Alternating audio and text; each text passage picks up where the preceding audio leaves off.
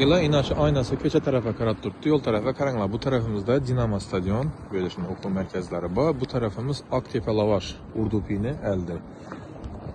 Şöyle xohlasanızlar bir elden bir azgana çıkıp verip ofis niyetimi, okul merkez mi, tikuvchilik mi, salon mu bir narsa qilib bersangiz de bo'ladi. Navdir xohlasanızlar.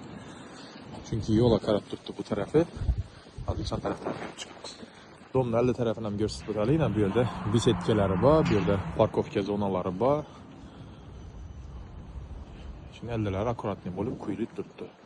Joylashgan shundan damli eshiklar qo'yilgan. Kvartira akkuratli holatda. Pollari уже o'zgargan, eshiklari akvadan qo'yilgan. Bu umumiy xonamiz. Ko'rib turibsizlar.